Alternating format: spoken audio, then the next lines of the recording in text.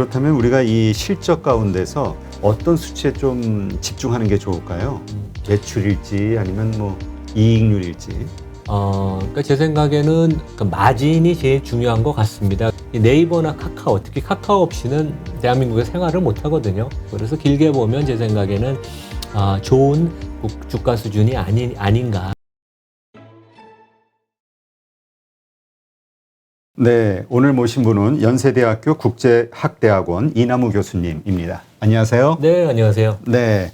지난번에 방송 마무리할 쯤 해가지고, 어떤 기업이 좀 상승할 것으로 보시느냐, 괜찮게 보시는 기업 좀 소개시켜 주세요라고 말씀드렸더니 그때 SKC를 말씀하셨단 말이죠. 8월 말에 아마 이제 네, 제가 8월 미국 한 말쯤이었던 2달 걸로. 다녀와서 그때 나왔었습니다. 네.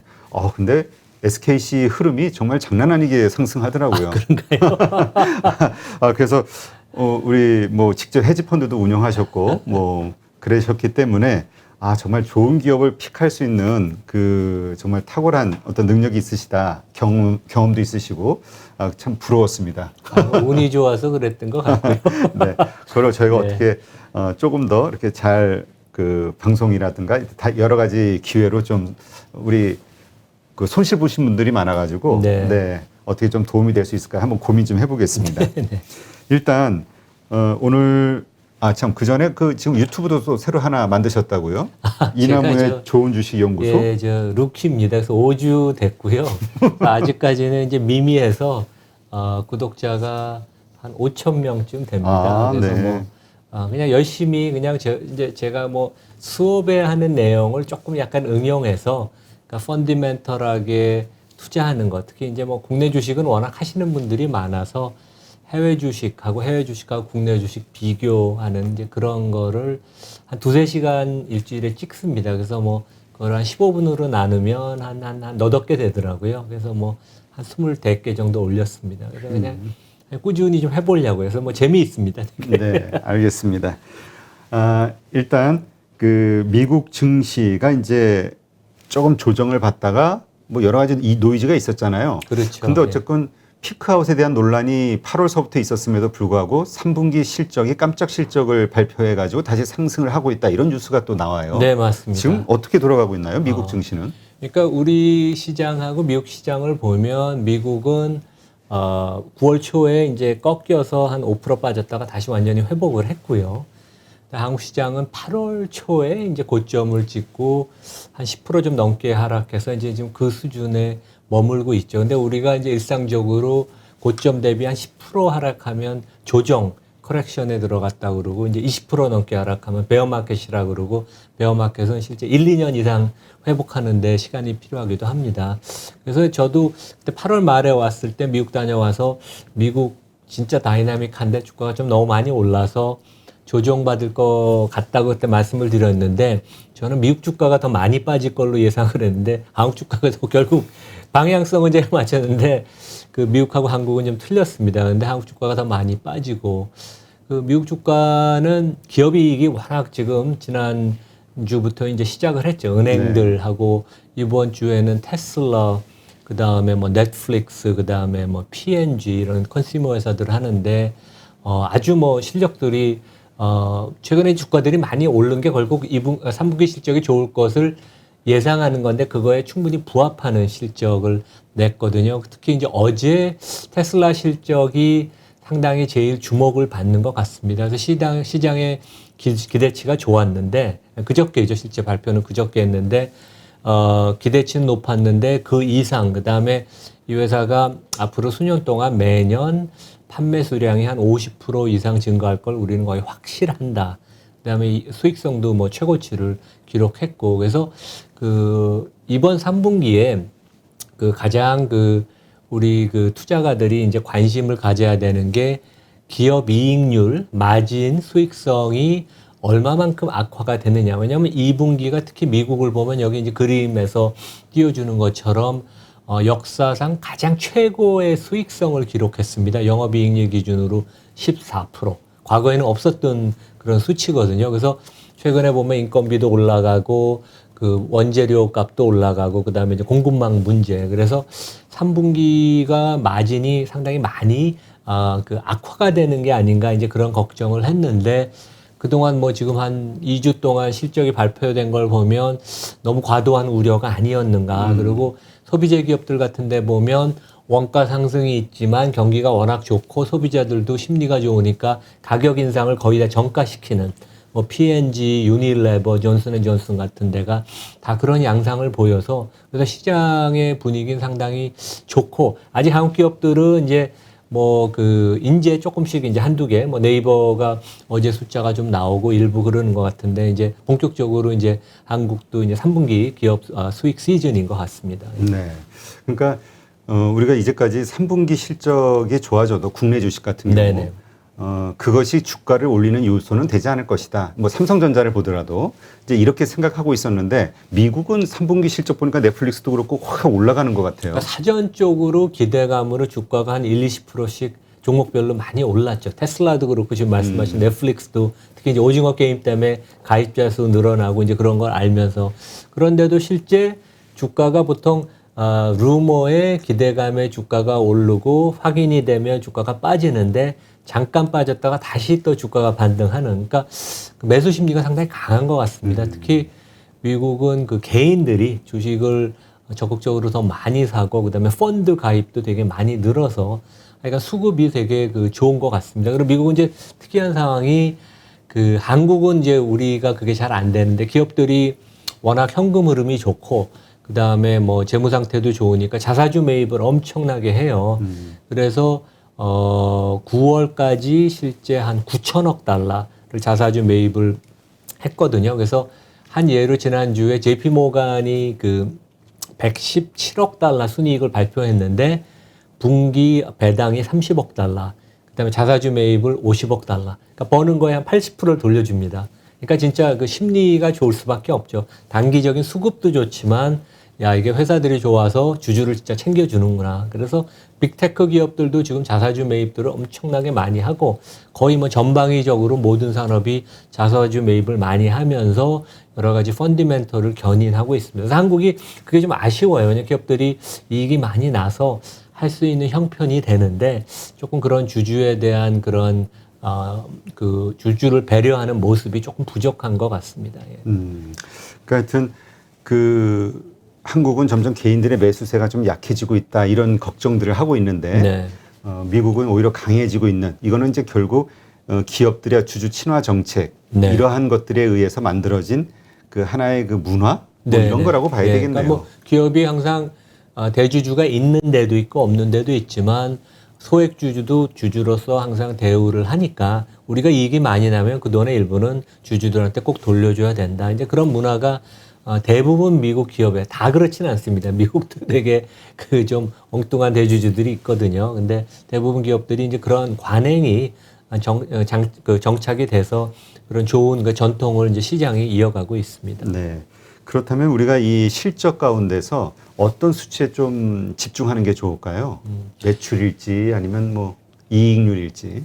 그러니까 제 생각에는 그 마진이 제일 중요한 것 같습니다. 그래서 이제 시장 전체로 보면 미국이 한 2주 전만 해도 그 3분기 기업이익 증가율이 한 25% 정도 수준을 예상을 했는데 물론 이제 2분기는 거의 100% 증가를 했습니다. 근데 그거는 이제 기저 효과 때문에 작년 코로나가 제일 심한 게 미국이 1분기, 2분기였으니까 기저 효과 때문에 100%에서 25%대로 둔화가 되는데 최근에 애널리스트들이 또 상향 조정을 하면서 한 30에서 35% 이익이 증가하는 것을 모습을 보이는데 그 전년 동기 대비 증가율 숫자도 중요하지만 더 중요한 건 아까 제가 말씀드린 영업이익률이 계속 유지가 되는지 그런 점에서 그 테슬라가 이제 주목을 많이 받았던 게 전사적인 영업이익률이 15%. 자동차 회사로는 엄청나게 높은 거거든요. 10% 이상 그렇죠.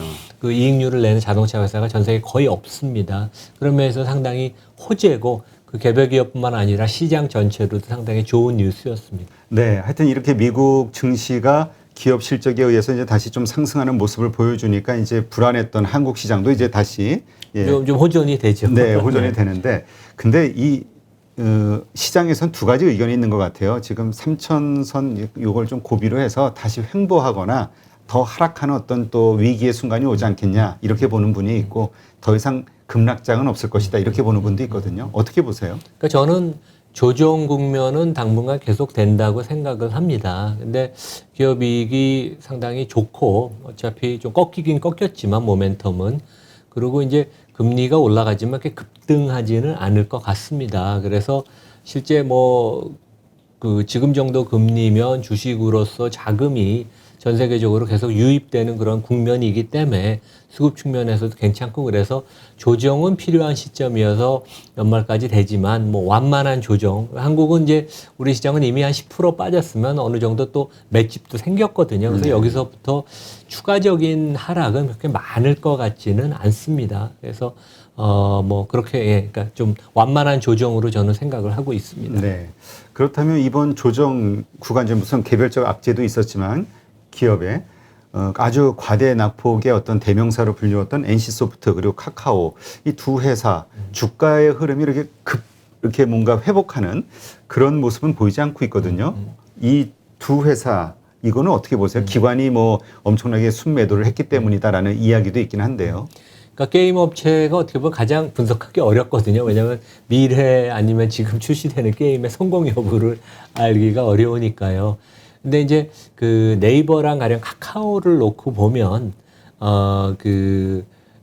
너무 이제 문어발식으로 진출을 여기저기 하면서 문제가 됐고 그 부분은 당연히 규제를 했어야 되지만 약간 좀 시기적으로 이제 선거를 내년 3월에 앞두고 조금 정치적인 그런 의도도 있지 않나 그런 생각을 드는데 제 생각에는 시가총액을 놓고 보면 그러니까 이제 어떤 때는 분석해서 이 주가의 적정 주가를 평가하기가 좀 어려운 상황이 있습니다. 그럴 때는 한 발짝 물러나서 그 회사의 시가총액을 보고 내가 M&A를 하면 대주주면 이 정도 시가총액에 이 기업을 인수하면 어떨까 이제 그런 생각을 해보면 어떻게 보면 또 쉽게 대답이 나올 수도 있거든요. 그래서 네이버가 이제 시총이 60조 원, 카카오가 55조 원인데 저희가 길게 보면 이 정도 가격이면 상당히 매력적인 수준이다. 왜냐하면 저희가 뭐 아마 대표님도 그렇겠지만 저도 이 네이버나 카카오 특히 카카오 없이는 대한민국에 생활을 못 하거든요. 하루 종일 카카오로 그 톡을 하고 그다음에 여기 오는데도 제가 카카오 내비 갖고 찍고 찾아오고 그 안에도 보면 다양한 서비스가 많거든요. 그래서 우리 일생활의 그 한 일부기 때문에 50조에서 60조 원의 시가총액이면 그리고 다른 플랫폼 기업은 그 근처에 이제 근접하는 데도 없죠. 그래서 길게 보면 제 생각에는 좋은 주가 수준이 아닌가. 근데 이제 두 회사를 놓고 보면 네이버가 리스크가 좀 적습니다. 그러니까 왜냐하면 그 회사의 비즈니스 모델 자체도 그 창업한 이 의장이 직접 관여를 많이 하지 않고 제 이제 아는 분이 거기서 이제 사회이사를 하는데 이사회 중심으로 많이 요즘은 경영이 이루어지더라고요. 네. 그래서 좀 더 거버넌스도 좀 더 개선이 됐고 아직 이제 그 카카오는 후발주자고 조금 더 젊죠. 그러다 보니까 이제 너무 그 공격적으로 여기저기 확장을 하다 보니까 이제 이번에 이제 정부 규제를 맞는데 그런 면에 있어서는 두 회사의 거버넌스 차이는 있고 좀 더 리스크가 적지만 장기적인 성장을 하는 회사를 고르라 그러면 저는 개인적으로 네이버를 고르겠습니다. 하지만 좀 더 공격적으로 좀 더 장기적인 성장에 베팅을 하겠다 그러면 카카오가 더 좋을 수 있고 둘 다 진짜 좋은 회사인 것 같습니다. NC는 뭐 게임이 출시가 돼서 어떻게 될지 저는 제 나이 50대 중반으로서는 알기는 어려워서 그 회사는 이렇게 평가하기는 쉽지는 않은 회사라고 물론 주가가 많이 빠졌지만 그러니까 뭐 중국 기업들 평가하는 거랑 비슷하죠. 일단 뭐 게임주는 요즘 그 뭐죠 가상화폐, 가상자산하고 연계해가지고 네, 네. 그런 어떤 획기적인 방식이 아니면 예. 참 쉽지는 않은 것 같아요. 네, 네. 중국의 규제도 예, 있고. 예.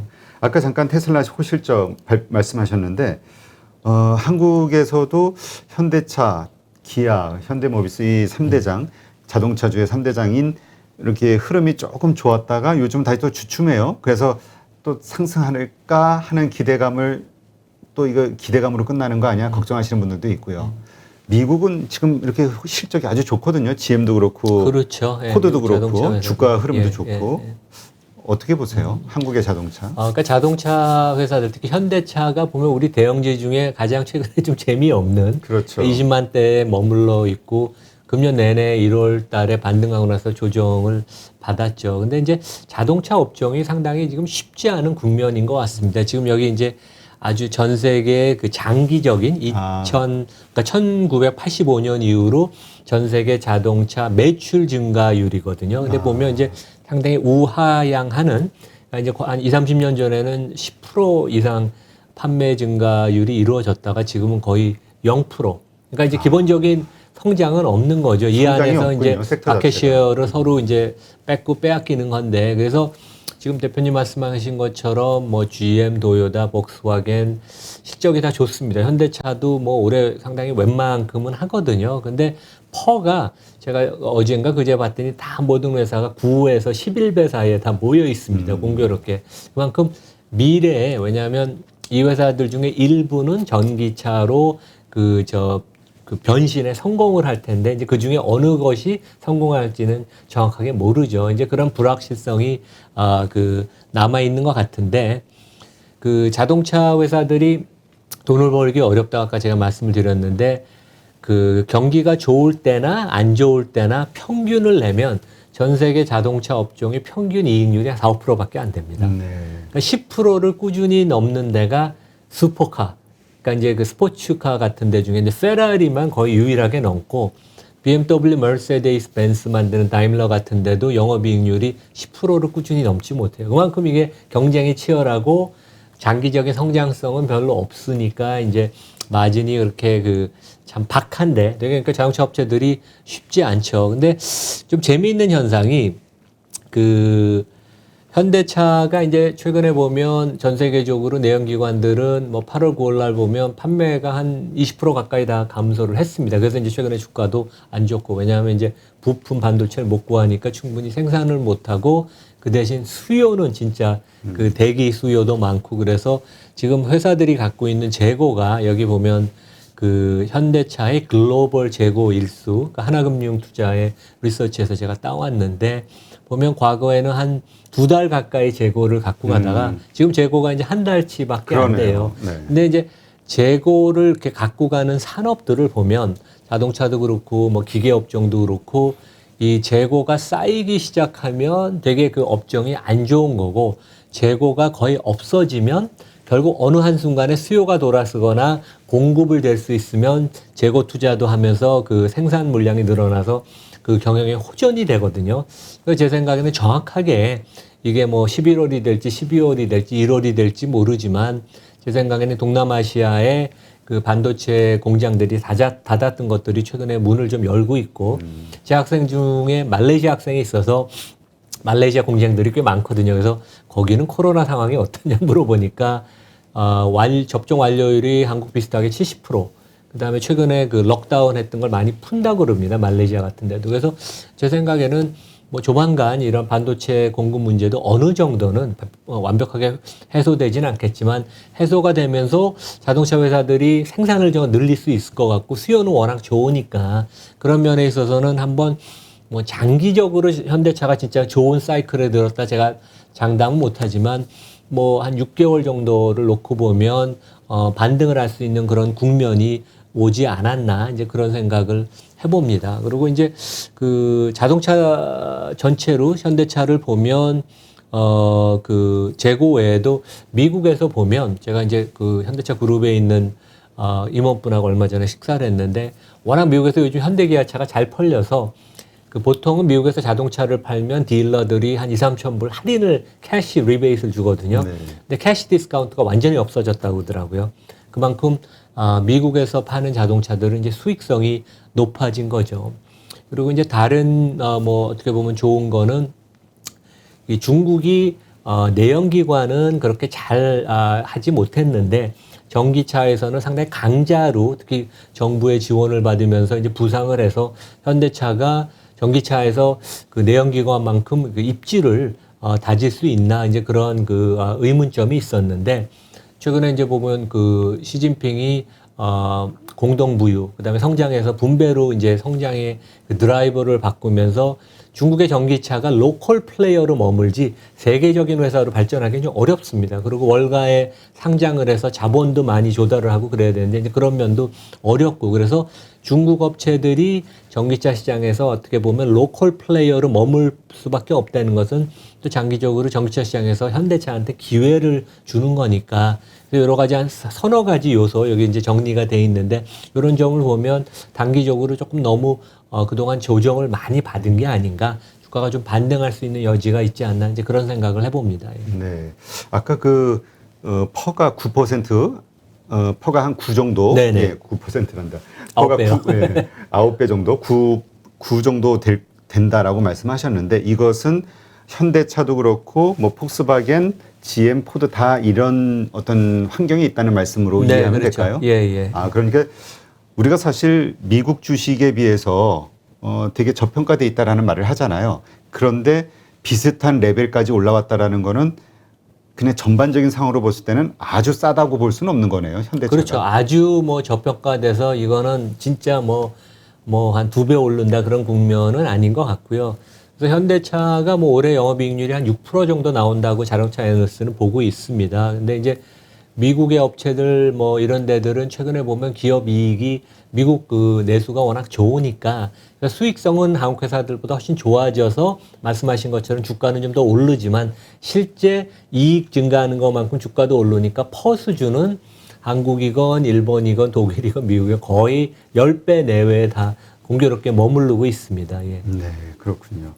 네, 하여튼 지금 자동차 투자하셔가지고 좀 물리신 분들 전부 대형주는 수출주 대형주 다 괜찮다고 우량주에 투자하자 해가지고 했는데 다 고점에들 물리셔가지고 그렇죠. 네. 예. 근데 어쨌든 많이 고민들 하고 계실 텐데 일단 펀더멘탈적으로는 일단 괜찮은 상황이다. 네네. 뭐 이렇게 이해도 되겠네요. 그러니까 장기적으로. 악재는 거의 다 많이 반영이 됐고 재고가 이렇게 한번 돌아서는 순간이 원래 재고가 가장 그 산업의 가장 선행 지표입니다. 네. 그런 면에 있어서는 뭐 제 생각에는 들고 계신 분은 당연히 기다리시고 뭐 제 생각에 20만 원 정도면 뭐 투자를 한번 해볼 수 있는 그런 국면도 아닌가 생각이 듭니다. 네, 알겠습니다.